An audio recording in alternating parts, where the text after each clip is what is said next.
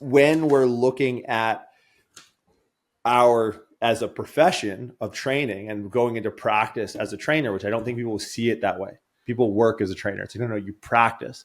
It's a profession. You want to be treated as a professional? Treat your job like a profession. Like it's fucking, you start there. You're not optimizing your time. You're becoming very fragile as a provider because you're not exposing yourself to varied situations that are going to force you to adapt. And I think one of the issues that people run into is like, there's this loyalty factor because so much of what we do is interpersonal. So like, tell me if this sounds familiar to anyone listening. You train this person, they become really good at training. You have a roster full of people who just kind of show up very turnkey. They know how to, load the plates and do the math and do whatever. And they make, fairly consistent progress. You know a lot about their lives. And now you're stuck. Do I go digital? I can't possibly charge these people more. I don't have any more hours in a week. I have somewhat of a wait list. And your wait list is full of opportunities to practice, right? And this is where I think there's a fork in the road for the coach to be like, hey, look, here's what I'm going to do. I'm going to up my rates considerably because I've been able to take all of these different scenarios that I have in my client roster and take them to a point of autonomy. And I'm going to explain this to them that I think it's best for their continued progress to step out of, step out of the Shire, to use a Lord of the Rings analogy, and go out and experience the training world, right? Go to a commercial gym at 5 p.m. where you're vying for a squat rack, or you have to start making some of these decisions, right? Like we create this walled garden of a curated training experience for our clients that could immediately change the second that you no longer have the personal trainer velvet rope in whatever gym you're training at, right? You step out of the back room of Sundown and you put someone in, the American Barbell on Duane Avenue. You're in a different environment. Environment breeds adaptation. Now we go back from, how do I optimize my snatch to, oh, wait, like all of the racks are taken. Yeah. What do I do now? How do I adapt? And I think it's useful, and it's useful for every single part of the development outside of just the body. Now they go from interacting with just solely you. And a lot of times people will communicate through you. Someone will come in and they'll look at you and be like, get this fucking jabroni out of here, will you? So you're a bouncer now. You're the bouncer and the trainer and the towel getter. And then all of a sudden you're in a new environment. So I think if you have genuinely, one, you need to have a hunger to get better as a coach and understand that what you do is a practice, that you should be pushing yourself towards these scenarios where you have opportunities to grow. And two, if you really like your job and you really like your clients, know what's best for them is on the outside of that walled garden, right? Read the story of Abraham. God tells Abraham to get the fuck out of the house. And Abraham's 80 years old. Yo, Abraham, world, go after it. And he's like, I'm 80. He's like, yeah, I don't care. That's a crazy story. But same thing, right? When you look at clients and trainers, it's if you care about the development of your clients, understand, it's no different than our parents. Well, maybe not our parents, but parents like our parents. We're because our parents are 18, get the fuck out of here. Where most people's parents are no, stay at home. You can go to university here. And it's dude, I know fucking 34-year-old men that don't know how to make a sandwich. Dog, right? Get the fuck out of the basement, Abraham. Time to go. If you care about the development of your clients across all measures of health, I think it is useful at a certain time. And there's a lot of ways strategically where you can do it. You can put them on some, and I know people who've done this, put them on some digital, I write the program type sort of weaning off process. But I see not only from a trainer or a client perspective, a lot of stifling of potential growth, but from a trainer business, personal, professional development perspective, one of the things I see most often is coaches who just hit it in cruise control. Mm-hmm. Look, if you're in your early 30s and you have a full client roster and people who like you, and you're just good riding it out, you know who those people, in 10 years, you're going to have a ponytail, and that's not okay. And you're going to be a grown man with a ponytail. So, because you don't got to look professional anymore. You don't have to be presentable. Your people don't care. They're your people, right? It's I think always having to contest with the open market is massively beneficial to honing your skills in the short and long term, right? So, like we talked about General Electric. Like General Electric, famously, their old CEO used to purge the bottom 20% of the company. Every year, 20% of the people got fired, and there's an overturn, right? You need to do that in yourself. There are tribes in Western Canada that native tribes in Western Canada that at the end of every year, the leader of the tribe, the chief of the tribe, he would give away all of his things. And he would basically be stripped naked and put in front of everyone and being like, hey, how'd you fuck up as a leader this year?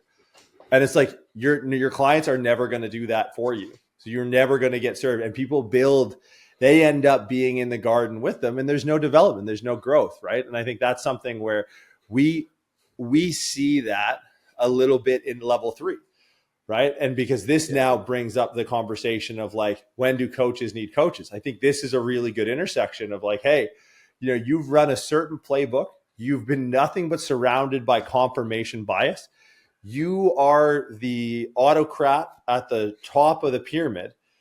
You need to go out, be stripped naked, give out all your shit, and now let someone else take control, right? And I think that's such a useful, it's market research for yourself as a product, right? You being a client, because like there's ways people communicate that. Like I trained with my buddy Satish today at Fit Squat. He has a completely different method of training. It was wild. It was just, but I know what I'm trying to get out of this, right? I have a particular way I think about training. I have a particular style of training that works for me. I have some dents in the fender, but like the way this dude could communicate, I was like, yo, this guy's he's getting me, someone who has, a hardened-ish bias way of thinking about training. He's communicating his way so well to me that I'm going through his workout with not really a care in my mind. And I was like, that's an element, an aspect of what we do that you will never shine, that you can't shine light on, right? Like it's like an emperor's new clothes type situation. It's like at a certain point, you need to realize that you're completely naked, right? So I think there's so much value at that intersection of like, hey, I have a full client roster. What do? Burn it down. Burn it down, and you will rebuild better.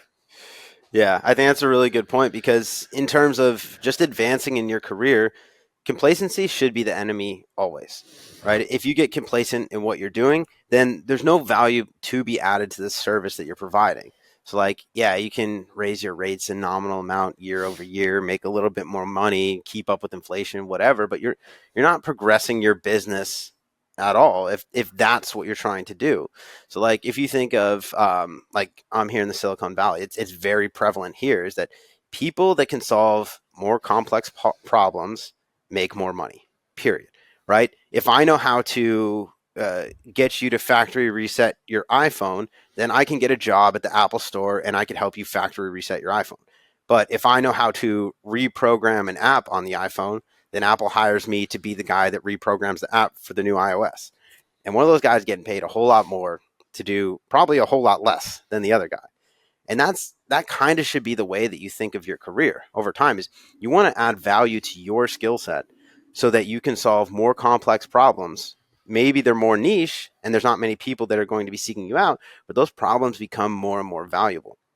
And that's like the progression for a personal trainer. It should be like that. It should, like, you should start out and you have to learn everything. Like, you need to first learn how to get someone that's way overweight to come back and see you for months at a time and change their diet so that they can start to lose weight and they can feel better and they can look better and they see progress in that way. Like, cool. That's like, if you can't do that as a trainer, like, get a different profession.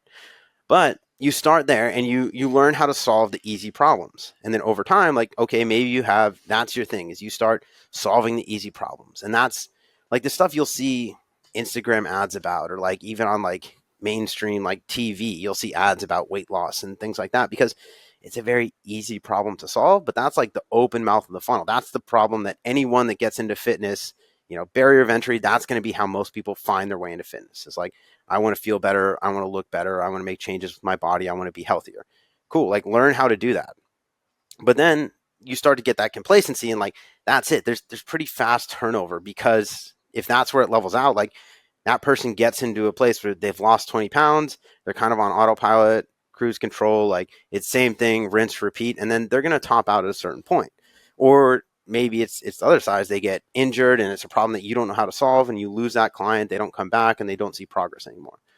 Okay, well, how can we reinvest? How can we start to learn? What's the next thing? Like, after I get someone off of the couch, moving, they feel good, they have some sort of athletic base, like, what's the next thing? Do I learn how to really understand strength training? Do they have strength goals? Do I need to learn how to understand how to make them more athletic so they can go play tennis with their friends, or like whatever they want to do on the weekend? Is it more specialization towards like rehab, or injury based training? Like, do you want to be the guy that works with people that has knee pain?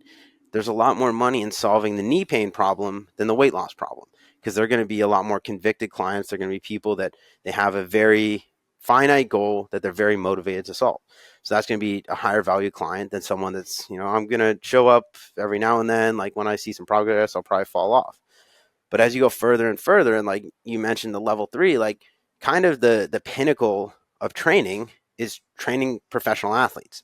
Like, if you can get to the point where you're training professional athletes, like, you're doing rehab, you're doing, like, the health stuff is taken care of, but maybe it's not. Like, you need to understand, like, how to identify if, is this person just coming in like dehydrated and hungover, and they're eating like fast food in between sessions. It's like, that's probably a conversation that you've had 1,000 times over if you've kind of climbed the ladder and gotten to this point in athletics.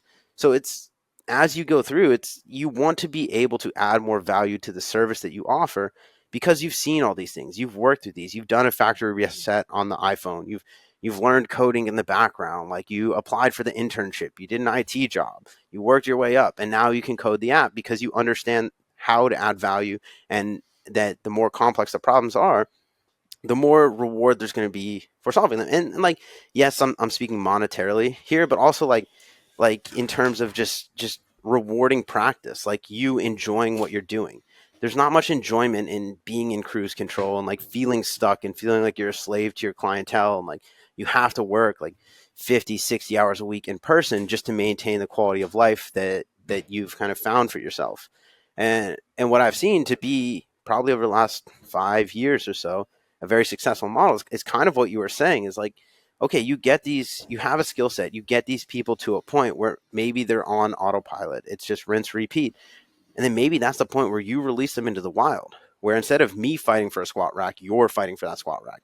And you have to go in the gym and you need to understand, like, hey, I've been protecting you from all of these variables. Like, I've been stealing squat racks and weights and like fucking other people off for you. And now you have to go into the gym after work and it's a jungle in there, and you need to figure out, okay, I can't squat today, so what am I going to do for my workout? Am I going to wait here till 7 p.m., or am I just going to do some lunges and leg press and get on with my life? And that can kind of be that cycle where you start in person, you get people to the point where it's sustainable, they're consistent with what they're doing, they understand how to execute on it.